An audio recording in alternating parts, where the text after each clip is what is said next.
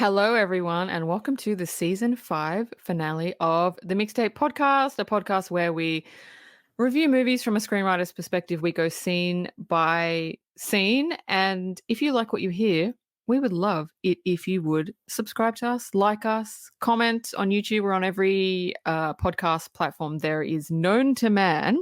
And this week we are doing one of my favorite movies on the planet. We are doing A League of Their Own, released in 1992, directed by the amazing Penny Marshall and written by Lowell Gantz, I hope I pronounced that right, and Babalu Mandel. I will be your host. My name is Dean, and I am joined, as always, by my co-host, Marcelo. So the premise of A League of Their Own, if you are unaware, is this.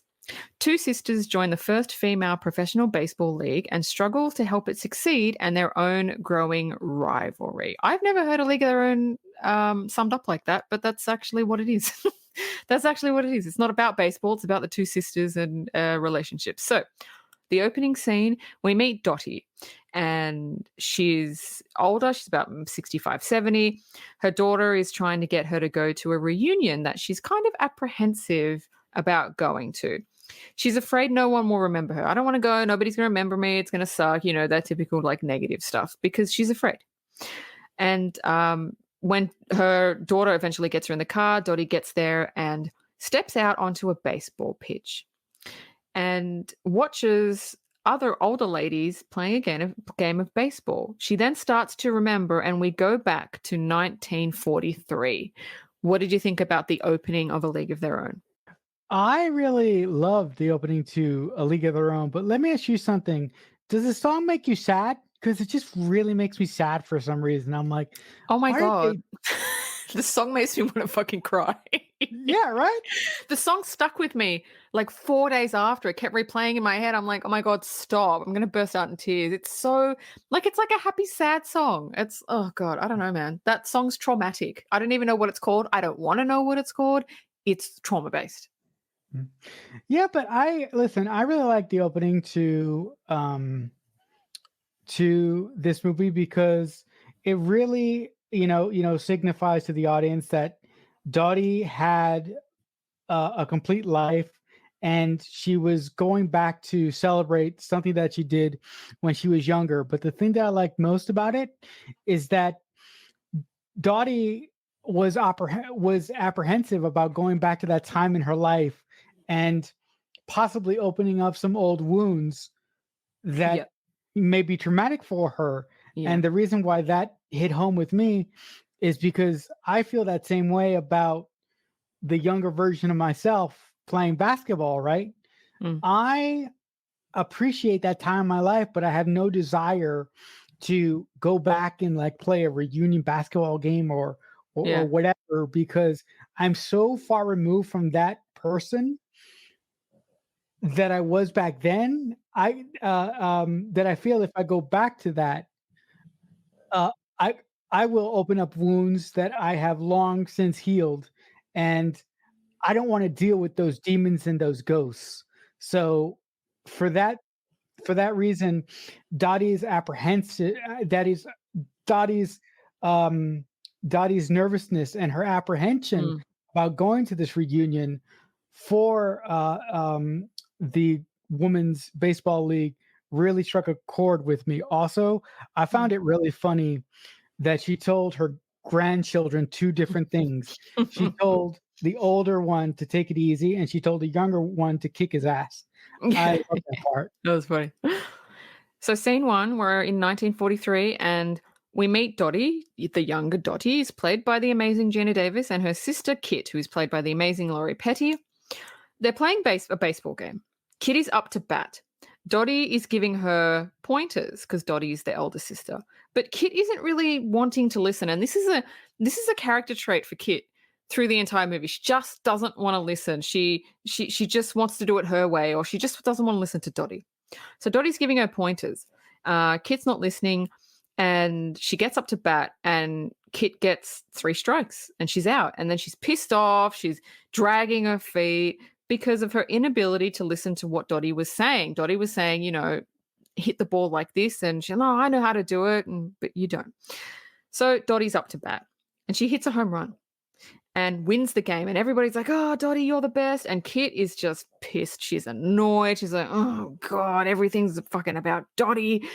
And the thing is, Dottie's just a better player. She was always just a better player. And the whole movie is about Kit trying to get to the level of her sister, but you sometimes you just can't get to the level of someone else. Sometimes you are at the level that you're at, and you have to be okay with that. During the game, there's a scout played by John Lovitz, who's one of my favorite characters. Not in the movie a lot, but the lines that he gets are very stingy, very stingy.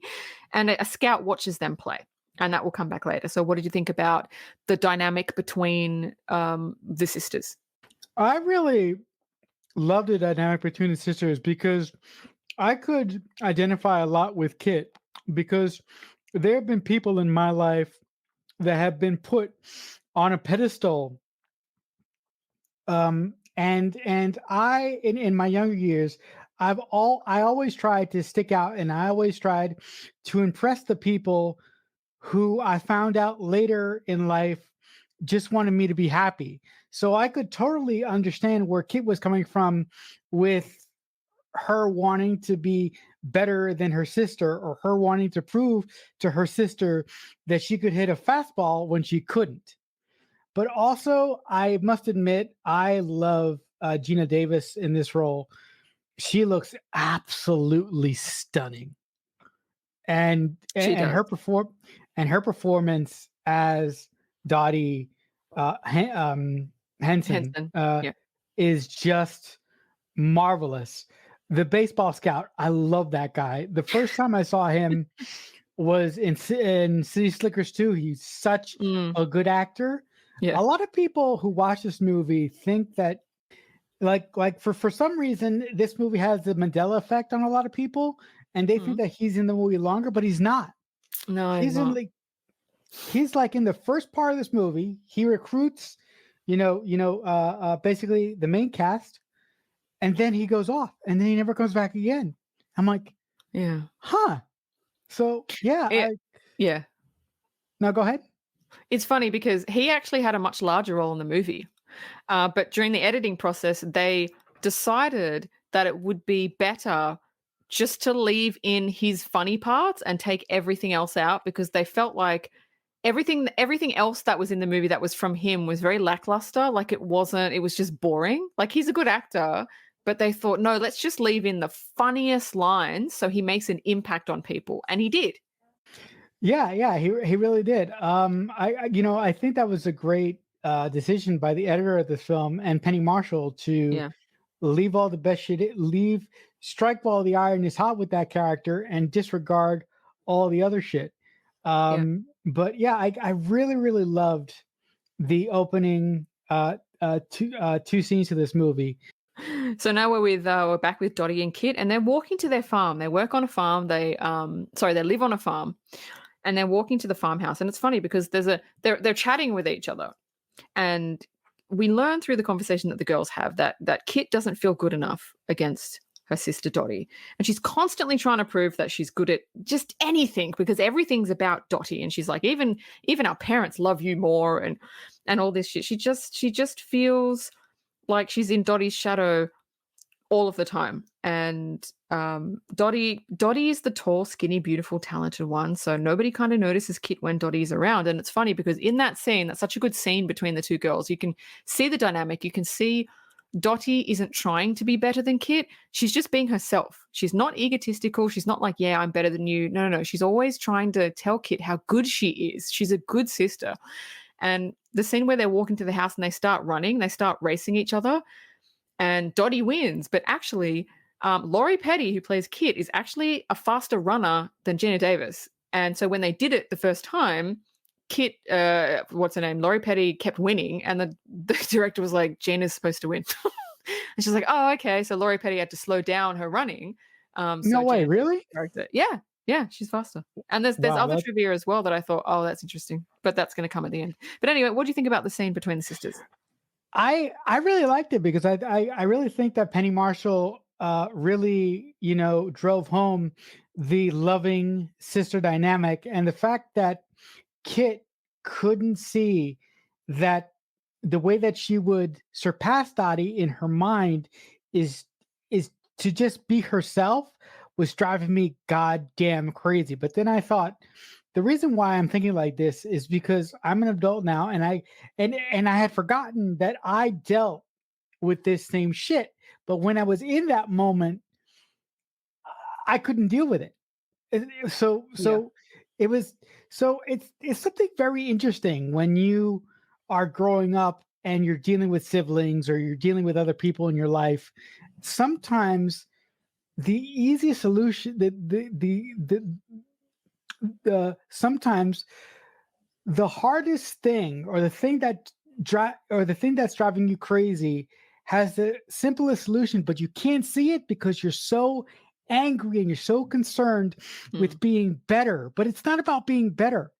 Yeah. It's about Yeah. being the best version you can Yeah. be. Exactly. That's what it's about.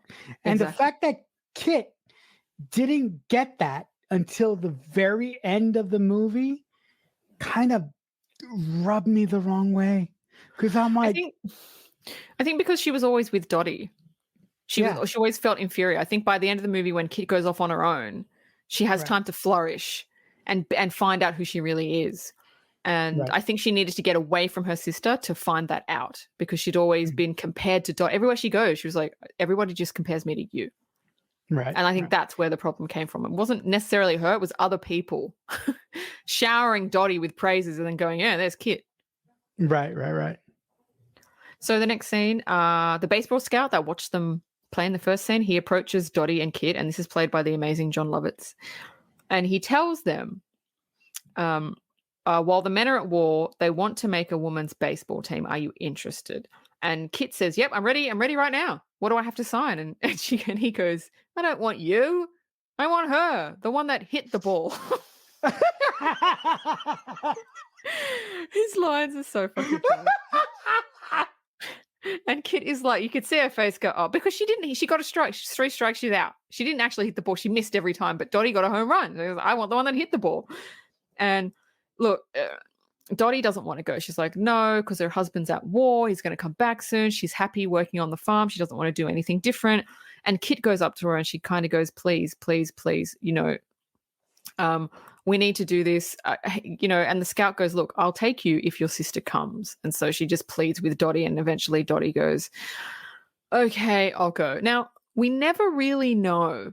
Now, you tell me if this is right. We never really know if throughout this whole movie, and every single time I see this movie, there's always been a question that's been unanswered.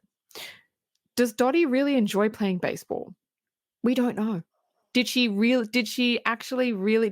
go for her sister, or was she intrigued? Was she scared? I have never gotten an answer. I tried to decipher the movie this time, and in the whole movie, she's like, no, I don't like playing. Yes, I can leave it. No, I don't. It's like, oh, it's really weird. We never really know if she enjoyed it or if it's just something that she did to fill the time. No, I mean, listen, I think it's an inner character battle that Dottie has within herself, and she never really commits to what she wants because she doesn't know the answer. Because on one Mm, hand, she likes to be the at-home, happy homemaker individual who's waiting for her husband who is at war, and on the other hand, she has this part of her that just feels the joy of baseball, but she just loves that other side of her life. And the other side of her life is interfering with her happiness, and she can't make up her mind what yeah, she wants. And that's true. thus comes the inner turmoil. And that's Yeah. why I feel that I mean, listen, it would have been it would have been really nice to see Dottie try and come to terms with how she feels about baseball. But I really feel that this movie was made for to celebrate the women of the baseball league, and I don't think that Penny Marshall or the writers were had the foresight to say, oh, it's what we have here is really interesting. Let's delve into this. Like Yeah, true. That's true. like Like if I was gonna if I was gonna remake this movie, Oh that's no. the area that I would delve into. And also, Oh no, we've yes, started. We've started yes, we have. rewriting A League of Their Own. No, hold up. I'm just gonna do this one thing, and then I'm not gonna rewrite it. I swear to God. Uh-huh. I would have no. I swear, Uh-huh. Yeah. listeners, I swear. Yeah.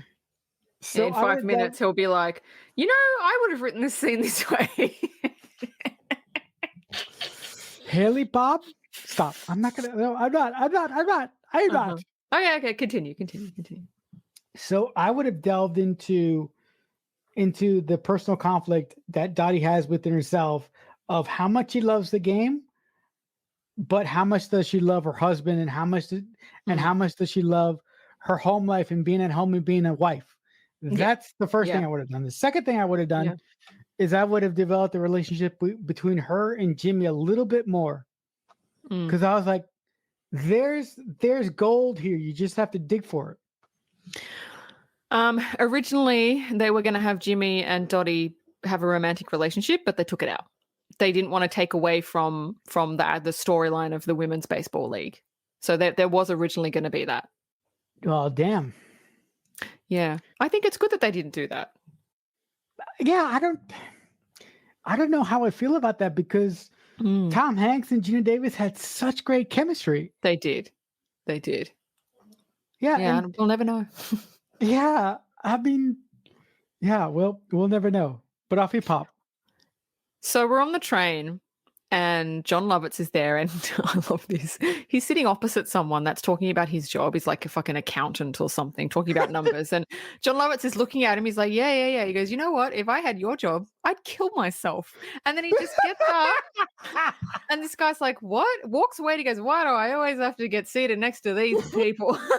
And I'm like, oh my God, John Lovitz is me. Like, he's just doesn't want to talk to people, doesn't want to get to know them, always gets put next to the annoying talkative person. Like, he's me. And that's why I find him so hilarious. But then the train starts moving and the girls start, it's the famous train running scene with the awesome 1940s music playing in the background. And Dottie and Kit are running to the train with their bags and they throw their bags on the train and then they get on the train and John Lovitz is there and he goes, did you promise the cows you'd write? And they just roll their fucking eyes. So on the train, they go to see another girl play, and she's really, really good.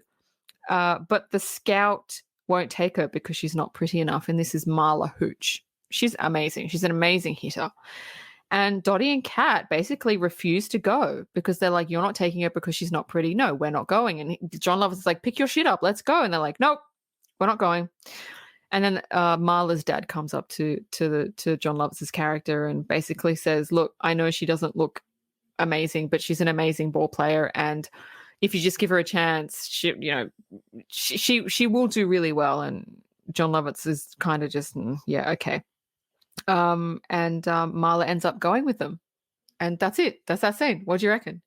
Yeah, that scene with the baseball scout just destroyed me, because the fact that the fact that he just said outright, oh my God, every time I go on a raccoon trip, I have to sit next to somebody boring. And the way that he got out of the conversation was just gold.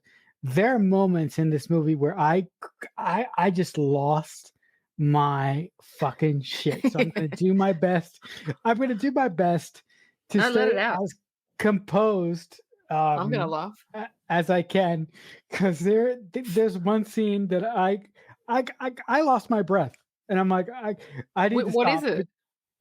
We'll get there. We'll get there. We'll get All there. right. Okay. But I listen. One of my favorite moments in the movie is when Dottie and Kit are running to catch up to the train, because it's just a great visual, and like Dean said, with the 50s style music and the conductor going out there to help them onto the train, and the fact that Dottie put Kit before herself. Dottie fucking threw the luggage onto the fucking train before she did. I just love that. And the fact that Kit couldn't realize that really pissed me off. Yeah. But it's really funny looking at this movie from a screenplay writer's perspective, because like Dean, this is one of my favorite movies of all time, but I've never looked at it like this before. And I still love this movie, but there are problems with it. Yeah, I don't like to see the problems because I'm biased. But I'm sure you will point them out, which is why we're here. We're here to point out problems. So next scene, the three girls step foot on the baseball pitch. It's a massive baseball stadium. There's bleachers everywhere. It's professional. There's hundreds of girls who are trying out, who are practicing. And now we meet Madonna, who's played by Madonna, and Doris, which is played by Rosie O'Donnell. And they're best friends, and they've got really funny banter. Like the first time you meet them, they just talk shit.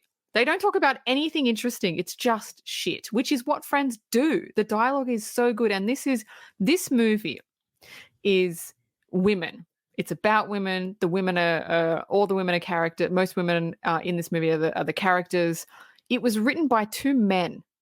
And this is a perfect example of how men can write women. Because I know last week I was kind of going, Age of Adeline, you can tell a guy wrote this, which you can. Perfect example. Two males, two middle-aged guys wrote this movie, and they wrote it perfectly from a women's perspective. Because like I said, 95% of the characters are women, and they did it amazingly.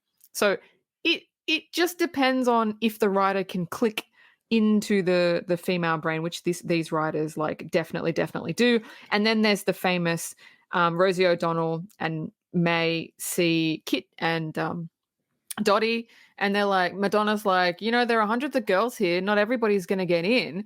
And then Rosie O'Donnell, Doris, throws a baseball at Dottie and she catches it, no problem, doesn't even flinch. And May's like, all right, some of them are going home. She's just like, it's like so funny. It's like, and they were instantly friends. Just from that, Dottie had proven herself and they're friends. And I liked it. It was quick. It was concise. You got introduction to the main characters, and now we're moving on. So what do you reckon about the introduction with May and Doris? Yeah. When I saw May and Doris, I just saw us. Like, I don't know. Like, I don't know why I saw us, but I was like, well, May is Dean and I'm fucking Doris. Because throughout the whole movie, for the guys, Rosie O'Donnell, when I was a kid, I love Rosie O'Donnell. I mean, the first movie I ever saw her in was Harriet the Spy, that has somebody in it that we shall not mention because I don't want to get it's not the actress, it's the character. It's the character. Yeah. It's not her fault. I blame somebody else for that. Ricketts. Yeah. But Dean was right. May and Jesus Christ. May and Doris, right? That's her name, yeah. right? Yeah. Yeah.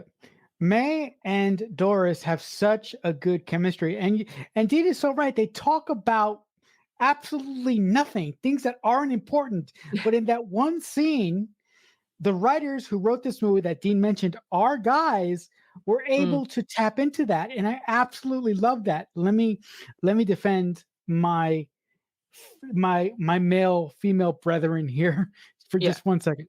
Yep. The reason why I think that these writers who are men, like Dean mentioned, and the reason why they got it so right is because I think that these writers had some life experience. Yes. And we're able to draw from that, and we're able to draw from the women in their own lives to write May and Doris the way that they did. Also, I would just like to say that the writers from last week, the writers from Age of Adeline, didn't have Penny Marshall. No, they didn't. They did not have Penny Marshall. And I think you're right on about the male writers, because I was thinking these guys must have had like 7 sisters each. They must have grown up in a female-oriented household. Otherwise, how could you do it? But you're right. They had the experience to do it. So now we have a montage of I love montages. Do you like montages in movies? I love it. It shows you so much information really in a small amount of time. I love in any movie when they do like a music montage. I'm like, oh, I'm all about it. I love it. Do you love it? Yeah, I do. But you know what I love more than montages in movies? What? I actually like writing montages and scripts. Oh, I hate writing montages because it's really easy. You're like, no, that's so hard for me to do.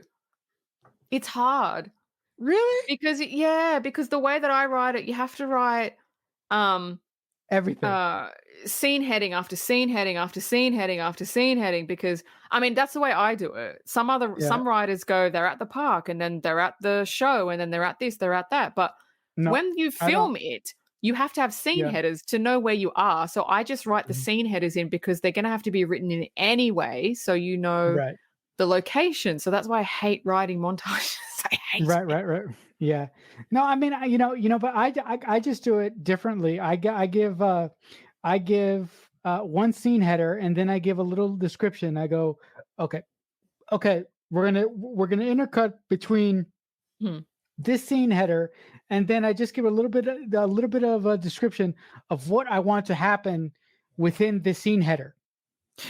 Yeah, if it's in one location, yes. If it's Yeah. in 50,000 Multi locations, that's what shits me. I don't yeah, I don't do montages in 50 fucking different locations. I Oh, always do okay. it So if it's in in one one contained location, box. yeah, it's easy. It's easy. Yeah, like Yeah. this montage where it's all the girls trying out at the baseball pitch, and the coach by the end of it puts up all the names of the girls who made it onto the 4 teams. And Kit Mhm. made it, Dottie, May, Doris, they all made it. This scene always breaks me. It's because of how good the actress is. There's a girl that's standing there looking at the names, and all the other girls are sitting down. The coach is there, and she looks really confused, and she's almost on the verge of tears. This actress is so good, and I'll tell you why she's so good in a second. Another girl gets up and says, "Can you read?" And the girl that's crying, looking at the names, says, "No." And I was like, "Oh, that fucking breaks my heart." And the girl goes, "Okay, what's your name?" And she goes, "Shirley Baker." And so the other girl looks and she finds her name. She goes, "You made it. You're on the team." And this girl just changes from crying to like pure happiness. And that didn't need to be in the movie, but I like that it was because there were a lot of women in the 1940s that didn't know how to read because that's not really important. You were a housemaker, you were a homemaker. And I think that that's a really important scene. And that actress always gets me. Now, that actress, why she's so good is because she is the sister of John and Joan Cusack. So that's why she's so good because she comes from a family of actors. Get the fuck out of here. She's a Cusack? I think it's Anne Cusack. Yeah, she's a Cusack. This scene hit me where I live. I thought This about that. I did think about that. Yeah, there was a time in my life when I was in a similar situation, and there would be moments where I would be embarrassed, and I would have to get out of wherever I was, and I would have to go into the bathroom and sit on a put my back up against the wall and start to think to myself, what's wrong with me? Why can't I read like the other people? Yeah. At this point in my life, I I can read. This scene was a nice little dagger in the heart. Now the girls see their uniforms and it's a dress. And the girls aren't happy. They're like, "We can't slide in that. What the hell is this?" And the manager of the league basically goes, "If you can't wear this, then you can go home and we'll just get the girls that were cut." And they were like, "No, no, no, no, we'll wear this." And he's like, "And you're gonna go to charm and beauty school." And they're like, "What?" Especially Madonna. Madonna's like got a fag hanging out of her mouth, and she's like, "What? Charm and beauty school?" And now the girls are at Charm and Beauty Stairs like gracefully and grandfully. And they're like in these dresses, these heels, like very 1943 homemaker. And they're like walking with their arms up and their arms down. And they're teaching them how to be a lady. And they're teaching them how to sit at a table properly ladylike. They're teaching them how to which leg to cross over which and how to sip tea and have books on their head so they walk straight and shoulders back. And I would 100% fail Yep. everything. Every But it's funny because that actually did happen. Because Yeah, if people know this movie, then they know that there was actually a females baseball league in 1943, and they actually did send absolutely. them to charm and beauty school. So that Yep, is they did. true. So what did you think about that?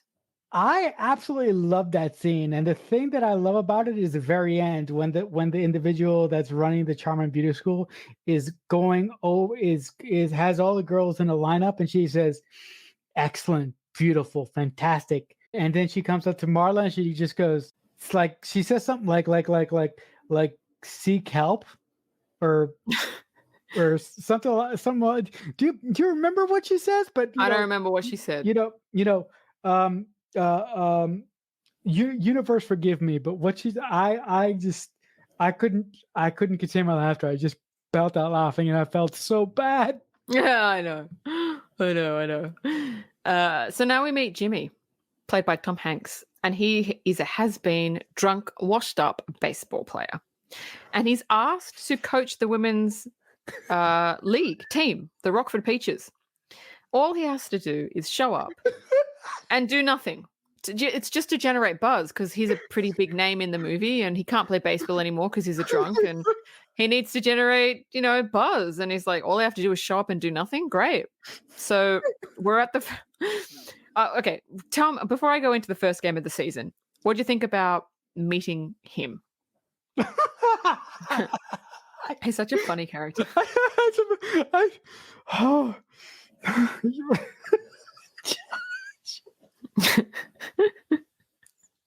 Yeah. oh. I really love Jimmy Dugan, played by Tom Hanks, because it was a role that I wasn't used to him playing. I'm used to Tom Hanks playing Jim Lovell from Apollo 13. I'm used to him playing the school teacher from Saving Private Ryan, but this role was so different and so unique to him. There are moments in this movie when he first shows up that I couldn't stop my laughter. And when Dean talks about them, I'm gonna have to put a muzzle over my mouth because I'm not gonna be able to not laugh. Yeah. So we're at the first game of the season, and the girls are waiting for Jimmy because he's got to do the lineup. And he shows up drunk as fuck, heads straight for the toilet and starts peeing. And a little bit of trivia about that. It's the longest pee ever, but what was happening is in the scene, Penny Marshall, the director, was actually, I think she was standing behind the camera and she was pouring water to make it seem like obviously they would do that after, but she did it during the scene. And the reason why she did it during the scene is because she didn't actually tell Tom Hanks how long that scene would go for. Oh my and she God. knew it wanted to be long. So he was just like, I was just standing there pretending to pee, and I did not know that it was going to go for that long. And Penny Marshall just kept pouring the water and pouring the water and pouring the water, and I just had to stand there and do that. And I thought, what an ingenious idea. And when Penny stopped pouring the water, that was when he stopped peeing, and then he walks he walks out, and he doesn't even look at the girls. He's drunk. He walks out. That is such an ingenious move by Penny Marshall because it can listen. Sometimes it can come in real handy when you want to get a specific reaction out of your actors. But the way that you do that is you don't tell them what you're going to do. You only tell them what they need to know to get the scene going, but you don't tell them what you're going to do in the scene. And sometimes by doing that, you get the best reactions humanly possible. Yeah.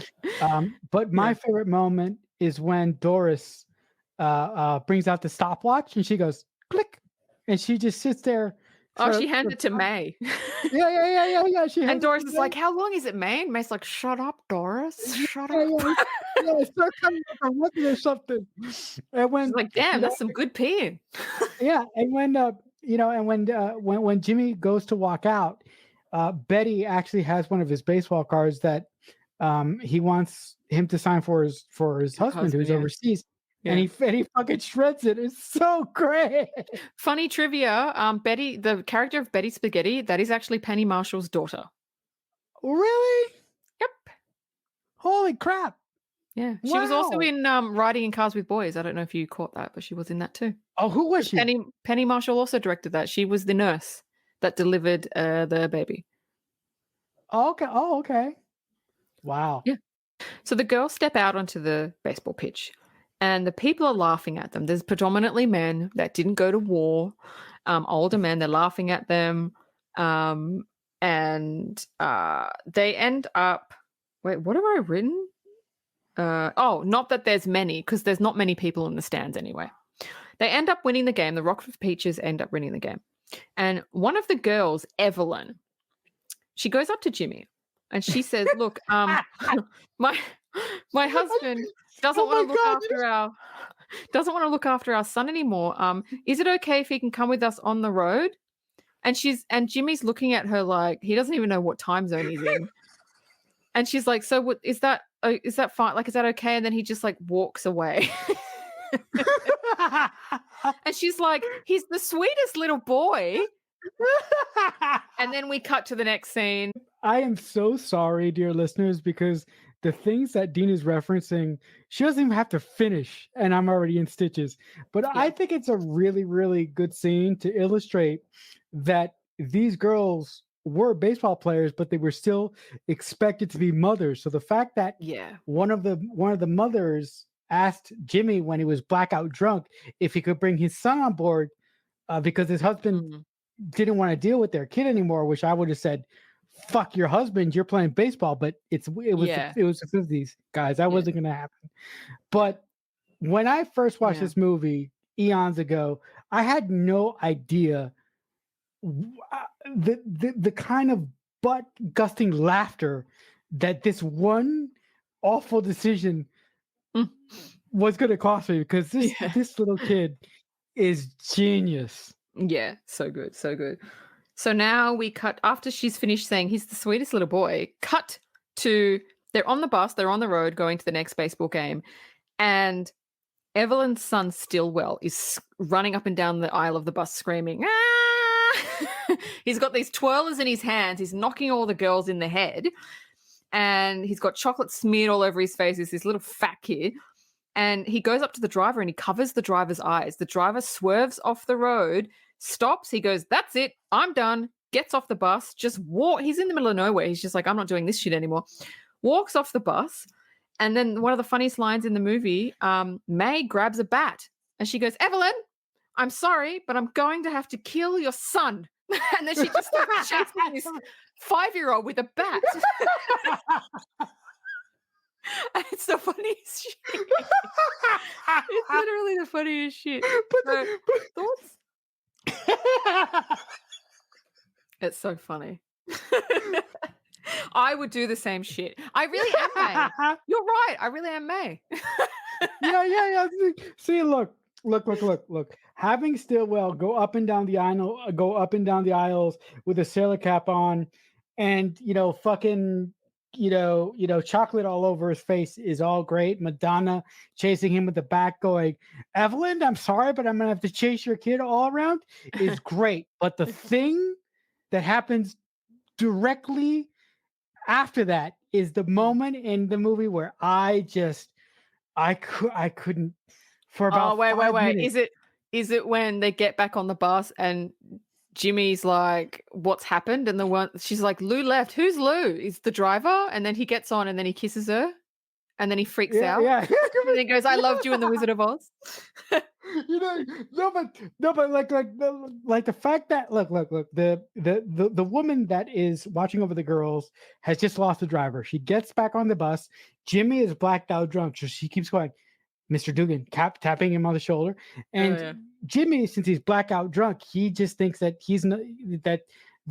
this woman is another girl. And Tom Hanks' reaction once he wakes up as Jimmy Dugan and just looks at what he does, he starts freaking the fuck out. He starts spitting up alcohol. That scene had me laughing for 5 minutes after it was over, because I couldn't breathe. That was so funny. I mean, I'm sorry I stepped on your thunder there, but it was so great. It was funny. It was really funny. So after that, the girls are all go out to a bar to blow off some steam. Madonna dances a really cool 1940s dance sequence because Oh, she's Madonna and she's fucking awesome, and it's just it's a cool scene. Dottie's not yeah. there because Dottie's the responsible one, and she comes in and she tells them all to get back to the hotel as the manager of the league is coming, and if he catches them, they're all out because they're not supposed to be there. And she asks, "Is this everyone? Where's Marla?" And they all kind of point to the stage, and she's on stage singing "It Had to Be You" to a man. And Dottie's like, "What did you give her?" And May's like, "A lot of liquor." So they got her pissed drunk. She's gotten on the stage. She's singing "It Had to Be You" to some guy with glasses. And it's just the funniest thing because when we meet Marla in the beginning, she's very mousy. She doesn't look at anyone. She's got a hat on. She shoulders down, and now she's in a dress, makeup done, hair done, piss drunk on stage. She would have never done any of that. Not that, and that's not, none of this is a bad thing. It's all a good thing. She would have never done any of that if she had stayed where she was. But I just thought that scene was so funny. And Dottie's trying to get her off the stage. We have to go. We have to go. And she's like, "I'm singing to you, baby." She's like looking at some random guy. I thought that was so funny. So what do you think about that? Look, the scene doesn't really have much to it, but it's fun. It's a fun scene. I love that scene for just one reason, and it's not Madonna. Look, the stories of Madonna Mm, being a nightmare in this movie are well documented, but mm. that woman back then, when this movie was made, could I kept thinking, okay, if I did that, I would break my hip. If I did that, I would break my head. Yeah, anybody The, would. the sequence, the choreography was so great, Mm, and the way that Doris was sort of leeching off of May's energy was so delightful, and it was so glorious. It was just so great. I yeah. imagine that something like that would happen if you and me ever go into a club. Well, no, that's not Yeah. going to happen. Well, Yeah, it might. It might. I like to dance. I Yeah. really identified with that scene for two reasons: Madonna's dancing, and what happened with Marla singing to that random guy who isn't that the guy that she marries? Yeah. Yeah. Nelson. Nelson, yeah, yeah. Yeah. So now the girls are playing a baseball game, and Marla is up to bat. Dottie is telling her what to do via like baseball sign language. They have baseball have their own sign language thingy to let the player know hit high, hit low, what pitch, how to pitch, all that shit. And so Jimmy sees this and he looks at Dottie. He goes, "What, you wanted to lose the game?" And Dottie looks at him. He's like, "Well, you're not doing anything." And then Jimmy stands up and he gives his baseball sign language signals to Marla, which is completely opposite to what Dottie is giving her. Marla doesn't know what to do. She keeps stepping and stepping off and stepping on and stepping off. She's like, she doesn't know who to listen to. And Jimmy's like, who's the manager? Who's the coach of the team? Who's running the team? And she says, she goes, what does he say? Jimmy says to Dottie, "Who's running the team?" And She says, she says, "Well, act like it. Act like you're running it." yeah, And then Dottie steps away and Jimmy gives her the baseball sign language to Marla, which results in a home run, results in them winning the game. Look, from a screenwriter's perspective, it it works. works, but why suddenly does he care? That's what doesn't work for me. I can tell you why suddenly cares, because they're good. But it wasn't But shown that he saw that they were good. yeah, but yes, it wasn't shown. That's a problem. But I have another problem. He shouldn't have taken control of the team away from Dottie, right? Because the Mhm. reason that they're good has nothing to do with him. Because what has he been doing for the what has he done for the first half of this movie? He's done nothing but scratch his balls and be drunk for the first half of this movie. And Mm. and when his team gets good, he finally starts to get involved. That doesn't seem fair to me. Yeah. Yeah, no, I agree. So the girls are on the bus again. And I love this scene. May is helping Shirley, the girl who can't read, to read. The problem is the book she's getting her to read is like smut. And I'm like, oh my God, I really am May. That's Yeah, what I would do. you would do that to me. I would 100% do that too. And so it's a smut novel. So she's getting her to read it, and Shirley's like, he grabbed her milky white breasts. And Shirley looks up like, oh my God, what am I reading? She's stunned. And May turns the page. She's like, it gets really good after that.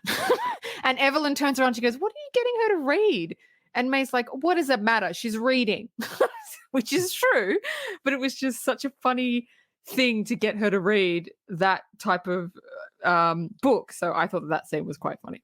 What do you reckon? Yeah, that scene was hilarious to me because let's just say that I identify with it a lot, and I know that if I ever have if I know of someone in my life that would do that to me if I asked them to, would Yes. help me do that if I asked them to.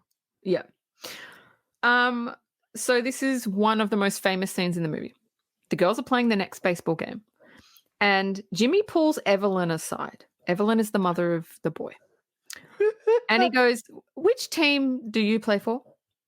And she goes, well, I'm a Peach. I'm a Rockford Peach. And he goes, okay, so I don't understand why you would throw to second when we've got like two people on the bases and all this like baseball talk, right? Why would you do that? Why would you do that?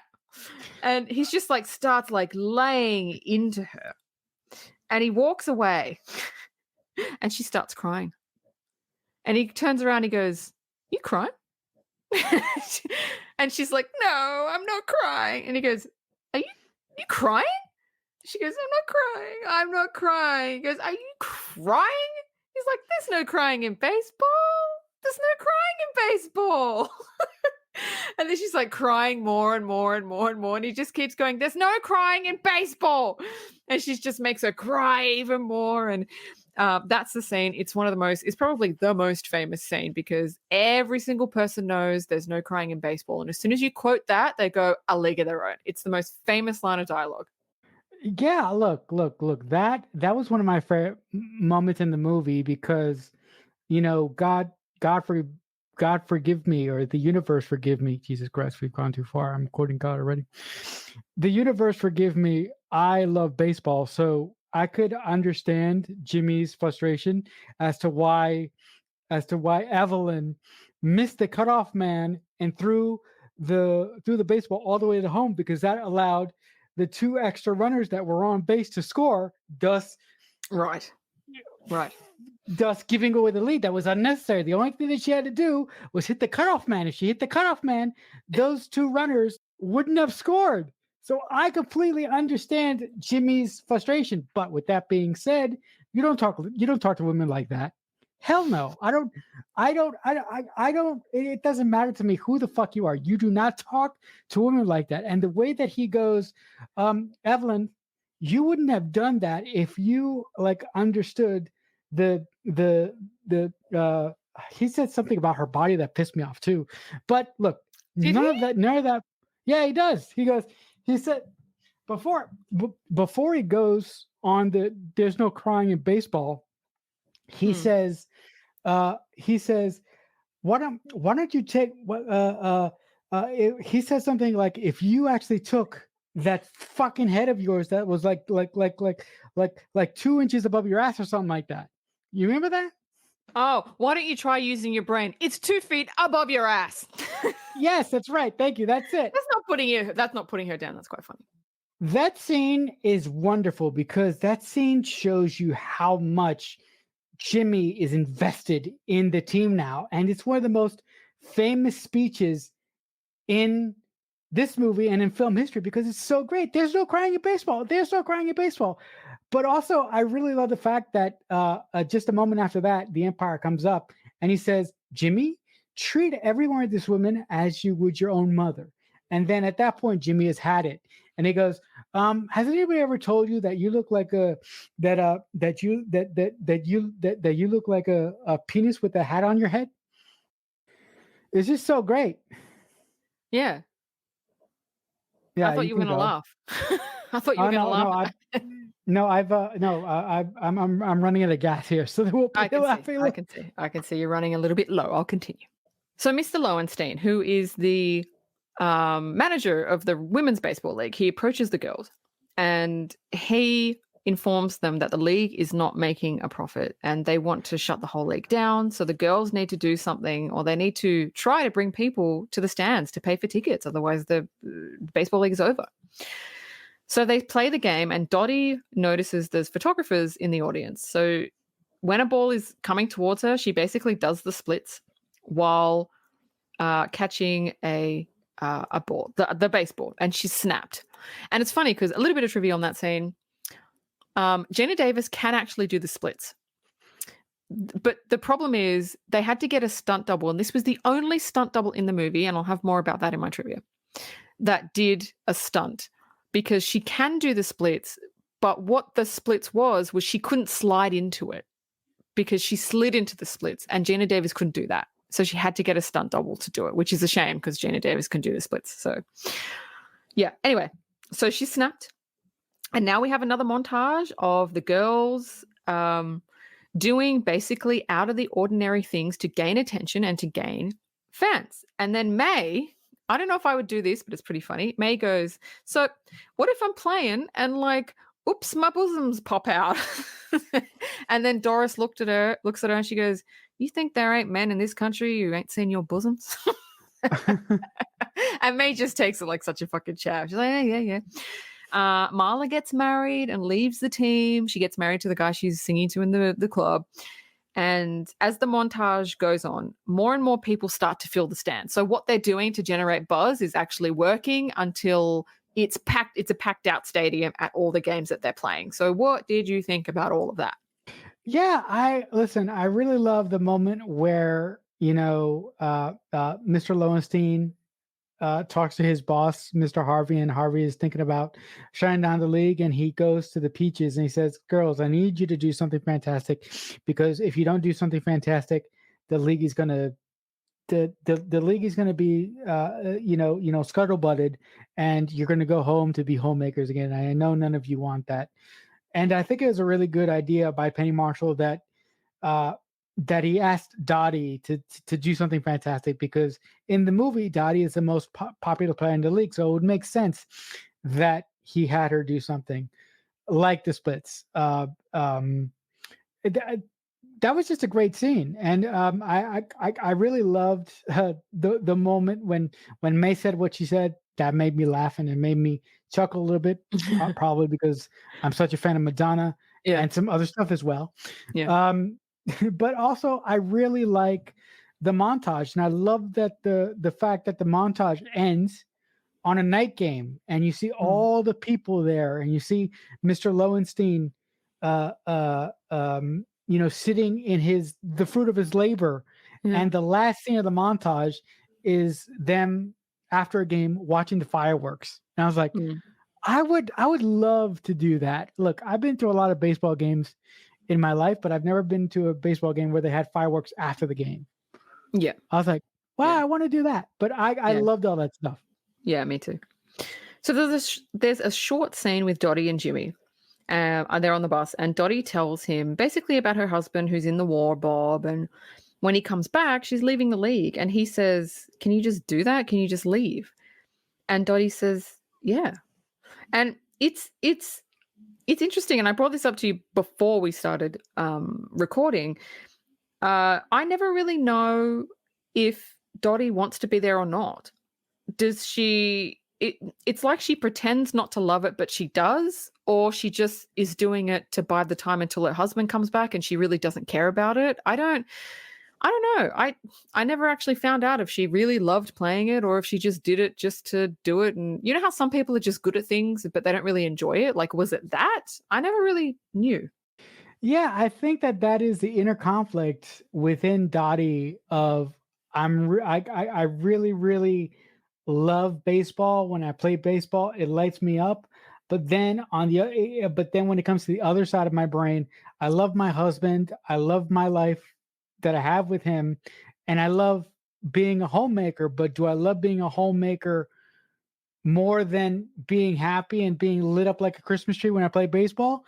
That, I think that's the internal question that is really fascinating about this movie, that the writers, God bless them, and the wonderful Penny Marshall kind of just sidestepped because I really think that there was story to be mined there. But the fact that they didn't do that and they left that hanging was kind of really frustrating to me and sort of unsatisfying in a way.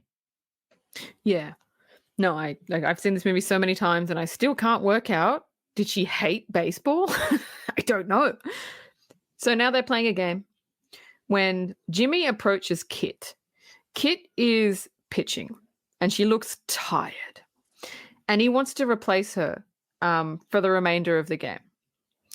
And he asks Dottie to come up. What position does Dottie play? I don't know what that position is called. And catcher. Catcher, right. Catcher next to the manager is the most important person on that is a part of the game, because the catcher controls the rhythm of the game, and the catcher is a part of every single pitch of the game. And the catcher is like the engine of the entire game. The pitcher is the car, and the catcher is the engine, and the manager is a transmission, basically. But the catcher does not. I mean, she just stands behind the batter. The catcher can control the rhythm of the game. If the catcher has enough experience, the catcher can call whatever signs he wants. And by the catcher calling whatever signs he wants, he controls the pace of the game. Oh, to the pitcher. Yeah. Oh, where they do those little signs between their legs. That's what you mean? Yeah. Right. Yeah, okay. Now I'm with you. When Dottie approached the mound and Jimmy came out to see how Kit was doing, it happens a lot in Major League Baseball. When the manager comes out to replace a pitcher, he won't talk to the pitcher. The first person he'll talk to is the catcher, because because the manager knows that the pitcher will say whatever he needs to say to stay in the game. Yes. But he also knows that a pitcher's best friend and his worst enemy is his battery mate, the catcher, because the catcher will tell the manager the truth about how the pitcher feels. So that to me really stung, and the only reason for that is because I love this stupid game called baseball. Yes. No, I didn't know that. So that was good. That was good to know. This is good to know. Yeah. So anyway, he wants to replace her for the rest of the game. He asks Dottie what she thinks. And she's looking at Kit, and Kit's like, no, because they're sisters, remember? And Kit's like, no, please let me play to the end of the game. I can do it. You would think, if you're a pitcher, and that would be a tasking job on your arm, you would think, if you're pitching and you're tired and you're just running on fumes, for the good of the team, you would think that you would go get someone else to do it. So the fact that Kit wanted to keep pitching when you could clearly see she didn't have much in the tank it's just something to prove. It's just ego. It's not about the team. It's about her. And Dottie looks at her, can see what's going on, and she goes, no, she's done. Kit is not happy. She just basically walks off like an annoyed 2-year-old. And now there's friction between the sisters. And now there's like more friction than ever. Okay, that's better. Yeah, Kit said to Dottie, like, I wanted you to back me. But Dottie said, like, Dottie was thinking of the team. She wasn't which is what you should think of. Not, oh, I like this person, I'm going to let them do what they want to do. No, this is a team. This is not about sisterly love. This is not about that. So Kit says, again, she's always in Dottie's shadow. The trigger keeps coming up. This same trigger keeps coming up for Kit, but Dottie is not actually doing anything. It's Kit's trigger that she has to deal with. It's her trauma. She's just projecting it onto Dottie. You're the problem, when Dottie's actually not the problem. Kit's issues are the problem. Yeah, listen, I really like that scene because Dina's right. All all this resentment that Kit feels towards Dottie is just resentment because she feels like she doesn't matter. She feels undervalued. The point is that it's really frustrating to see her keep blaming her issues on her older sister. That's why I really like that that at this point, or in a couple scenes, Dottie has had it, and Dottie just basically says, you have to be responsible for your own actions. You have to stop Yeah. blaming me for everything Yeah. that goes wrong. Yeah. Yep. You need to take responsibility. Yeah. I'm the one that got you in this fucking league. She didn't say Yeah. that, Yeah. but she should have. Yeah. So Dottie has a chat with Lowenstein, who's the manager of the league, and she says, "Look, she's leaving the team. She's going home because she doesn't want this. She didn't want to be there in the first place. She does not want to fight with her sister. That's not what she wants. She's going to leave. So Kit doesn't have any issues." And he says, "Look, let's figure something out." And Dottie says, "Look, trade me to another team. I don't care. But if you don't trade me by tomorrow, I'm leaving." That doesn't go well. so, Nope. um, so directly after that, they're at the house where they're all staying at. All the girls are staying at this house, and Kit storms in, and all the girls are sitting around. Like some of the girls are sitting around the lounge room, and she throws a baseball right at Dottie's head, and it misses her, and it goes through the window. And she's like, "Bitch!" And Dottie's like, what?" And she goes, "I've been traded to Racine," which is another baseball team. And Dottie says, "I told them to trade me." And Kit is like, "As if they're going to trade you, their star, the perfect player. They were never going to trade you. Why would you even think that?" And Dottie's just like, "Oh, no, fucked up again." And Kit is like, "You did this on purpose. I was getting too good. You didn't want me around." And like, that is so, even as an audience member, you can tell that is so not true. Again, it's just Kit making up shit. And Dottie has just had enough. She's had enough, and this is where your what you were saying just now. She's had enough of Kit blaming her for everything. She's like, "Fuck you!" Like, she doesn't say "fuck you," but she's like, "I'm so sick of you blaming me for everything. You blame me for everything that goes wrong in your life. I've done nothing wrong. I got you into this league." And Kit is just like, she doesn't like it. They're having a fight, but it's such a funny scene because they're having this fight, but the girls are listening in at the door. And Doris is listening in, and she's whispering. She's like, "She got her into the league." And it's like they're whispering all the way down the stairs, like all the girls can listen. And then they come out, and Doris is like, "Just act normal, act normal." No. And they kind of got their heads down, and they're like pretending they're not listening. And Kit storms out, and Dottie storms out as well. And then one of the other girls, she walks in. She has no idea what she's walking into, and she's like, "Has anyone seen my new red hat?" And all the girls look at her like, "Oh my God, bad timing." And Dottie is like, "Piss on your hat." And then just like walks down the stairs, and she's like, "Oh, that was uncalled for." Imagine walking into a situation where like it's That's such high awful. tension. Oh my God, that's awful. But anyway, That's what did you awful. think? What do you think? Look, I really love that because I'm really happy that Dottie really put everything out there in the open and really told Kit point blank in the face that she has to take on responsibility for her own choices, and she cannot blame her for her she can't keep blaming her younger sister for her feelings of inadequacy. If you feel like you're not being valued, you have to stand up and you have to go to those people who feel that you're not valuable to them, and you have to make them understand that you are valuable and you matter. But first of all, Yeah. hold up 1 second. But for someone like Kit, who is so ingrained in, oh, it's my little sister, for someone like Kit, who is so ingrained in, oh, it's my big sister's fault, that is hard to do. Mm, So, look. Although I just gave Kit the answer there, the answer and actually executing the answer is not so easy mm, at the end of the day. mm. I would say you need to value yourself and stop trying to prove your worth to other people. Because if people don't see the value within you, fuck them. You see your value, and you will meet people on your journey that see your value and your worth as well. So there's no point in proving anything to anybody. If they don't see it, no amount of tantrums are going to make them suddenly go, "Oh yeah, you are valuable. Why didn't I see that?" No, if they don't value you in the first place, they're never gonna move on. So that's my take on it. So anyway, Okay, moving on. I'll buy You'll that for buy a that? dollar. You buy that? So So Dottie's in her room when Bob shows up. Bob is her husband that's been in the war that we've never met. He's played by Bill Pullman. And he got injured, so they discharged him. She decides she's going to leave the league and go with him. And Jimmy isn't really happy about it, but says, if it's what she has to do, it's what she has to do. The whole storyline between Dottie and her husband, it wasn't. It was a what's the word?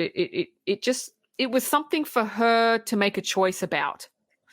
It was something for her to be like, what do I do here? There was nothing else to it. We didn't meet the husband beforehand. There was no chemistry because he's only in one scene. She hardly even mentions her husband. She mentions him like 2 times maybe in the whole movie. There's no scenes about her pining over him, missing him, nothing. There's nothing. So nothing was set up. It was just he came in, she's leaving, and then she makes a choice in the next scene to come back. There was nothing really. You could have really taken her husband out of it, and it really kind of wouldn't have made a difference. Yeah, I really thought that he was excess weight. I just really think that he was a storytelling device. At the end of the day, Dottie could have had that same inner conflict, but in a different way without her husband, because Bill Pullman was excess weight that I thought didn't need to be there. So now we get to the World Series games, and it's a montage, and it's the final game between the Peaches and Racine. Racine is Kit's team, and Dottie shows up unexpectedly because she's left the team. And she shows up unexpectedly to Jimmy's surprise, and she's all in her catcher outfit because I learnt what a catcher is in this podcast. She's all in her outfit. And Jimmy says, "Oh, you're here." And she goes, yeah, I decided, why not? I'll come back and play in the game. And he goes, "Who said you could play?" Like, he's just being really, like, playful. And she's like, "You want me to go?" And he's like, "Well, you're already dressed. You're already here." Like, well, I guess you could play if you wanted to. And she's like, "Okay, cool, I'll play." And he's like, "Yeah, whatever, you can play." Like, it's so funny, the banter that they have, and she knows exactly what he's doing. It's they just have this. The characters know each other so well that they know what they're doing and how they're saying it and all that. It's so great. So the game starts. The World Series final starts, and Evelyn fucks up again. And Tom Hanks, this is so funny. Tom Hanks beckons her over, and he's so angry he cannot even speak. He's just shaking because he doesn't want her to cry again. He knows by yelling at her she's going to cry. So he's so angry, and he's trying to tone it. Tom Hanks is so good. He's trying to tone it down, and he starts shaking like he's having a panic attack. and then he starts speaking as nicely as he possibly can, but he's still clearly pissed. And he's like, you didn't you didn't throw to the right person. Next time, can you just do it right? Like, he's talking like that. He's trying to smile, and everyone's like, "Yep." She doesn't understand what's going on. She's like, "Yep, no problem. I can do it." He's like, "Yep, that's great." And she walks away, and he's like shaking uncontrollably. He's so angry. But the way that he does it, he's like, I'm not going to make her cry. This isn't going to become a scene. I have to be nice to her, but how do I do it? It's just it's so well acted. And then Dottie steps up to bat. Kit is pitching to her. Dottie hits it because Dottie's great. Dottie hits everything. And next, Kit is up to bat, and Kit starts crying in the dugout because she can't bat. We saw at the beginning, it was set up. At the beginning of the movie, she's shit at batting. She's a great pitcher, shit at batting, but she's the last batsman.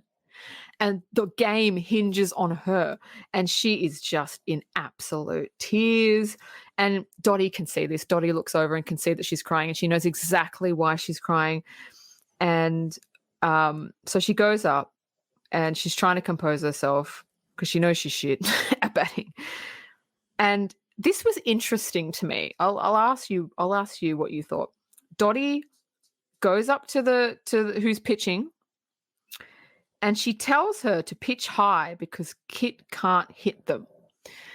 Interesting, because she's for that. She wants her team to win, but she's also intentionally fucking her sister up. And it would be hard to do that because you want your sister to win, but you also want to win. But Dottie's intentionally fucking up her sister because she knows her sister so well. What did you think? What did you think? She's in the moment. She's in the moment. I listen, when you're playing a game and you want to win as bad as the other guy, to me it doesn't matter if you're friends or if you're family members. You're gonna do whatever you have to do to get the result that you want to get out of it. And the reason that Yeah. the reason that I know that is because I've been in situations like that before. And listen, I I I understand where Dottie's coming from when she went out to her picture before Kit came up to bat and said to her, "Okay, this is how we're going to attack her. Everything that you throw has to be high because she cannot hit the high fastball for shit." Yeah. So yeah, I don't condone what Dottie did in that moment, but I understand it because when you're in the heat of it, familial things kind of go out the window. True. But then Dottie does something in a minute that completely contradicts that. So I'll ask you about that when we get to know. it.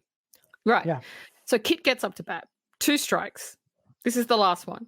She hits the last one, guns it all the way to home. She doesn't even stop on the bases. She just runs, right? This is fucking hell or high water. Dottie is obviously positioned. What's it called? She's at what's it called? Where the home run, home plate. And Dottie, this is interesting. Dottie catches the ball, but Kit slams into her. Dottie drops the ball. You can see it drop out of her hand, and the Racenes win the game, and Kit is lifted up by her teammates as a hero. And Dottie sees this and smiles. Now, this is the question I have had since I was little. Did Dottie drop the ball on purpose? Yes or no? Because she just tried to fuck her sister up. So, was it on purpose? Or was it not on purpose?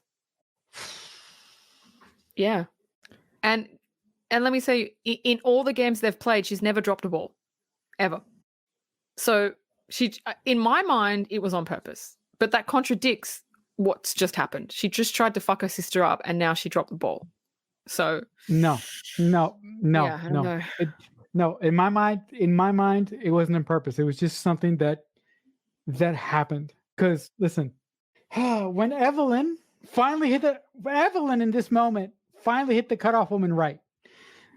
Dottie was taking position. She was blocking the plate, and the ball gets to Dottie in plenty of time for Kit to be hung out to dry. Okay, but also Dottie doesn't block the plate properly. You know what? I'm going to say she dropped it. On purpose? Because the way that I'm looking at it, yeah, I think at that moment, I think at that moment, you're so caught up in your emotions that after Kit hit her like a fucking freight train, there's no way that Dottie, that impact of Dottie hitting the ground caused Dottie to drop the ball. There's no way that happens. I think Dottie knew that winning the game meant a lot more to Kit than it did to her. Yeah, and I think that's why she did it. Yeah, it was more. She wanted to give her sister something. Yeah, which was really sweet. I'll tell you what, she wanted to give her sister a day in the sun. Yes. Yeah. Yep. And exactly. unfortunately, it was at the expense of everyone else. Yeah. But that's what you do. Yeah, I mean, they got other games. They got other World Series. I mean, that's what you do for people that you love and people that you're. That's what you do for people that you love, and for people that you care about. Yeah, exactly. So after the game, Dottie sees Kit signing autographs. There's kids going, "Oh, I want to be like you!" Like she's finally gotten what she'd always wanted. And it's a nice conversation they have. Dottie tells Kit she's going back to the farm. You know, Bob's back. She wants to start a family. She doesn't want to play baseball anymore. And Kit says, and she says, "You're going to come with me." And Kit says, "You know what? I'm going to stay. I actually really like it here. I don't know what, I can't remember what, do you remember what city they're in? I don't know what city they're in. It doesn't really say. Chicago, I think. We'll just say Chicago, I don't know. And she goes, "I want to stay, get a job here in the off season, you know, hang out with the girls." She wants her life now. She's got a taste of what it's like to be away from the farm. And she likes it. She likes independence. She likes becoming the person she was always meant to be. And Dottie mentions that she's not going to come back next season because Kit's like, "You're going to come back?" She's like, no, I'm not coming back. Her and Bob want to start a family. And they know they're not going to see each other for a while.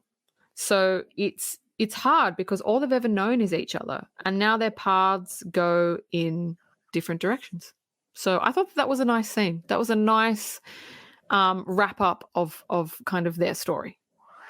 Yeah, it was a really nice scene to see Kit want more independence after she finally was able to get out of after she was finally able to remove herself from the shadow of her big sister. But I do kind of feel bad for Dottie because Dottie in this whole movie is like the odd woman out, or the woman that kept getting punched for no good damn reason at all. I look, as much as I love this movie, I think this movie sort of runs over Dottie unfairly, but it makes sense because of but it makes sense because a lot of familial relationships between women are like that. Yeah. And that's why I like this movie so much, because it gives us a slice of life that happens with a lot of siblings.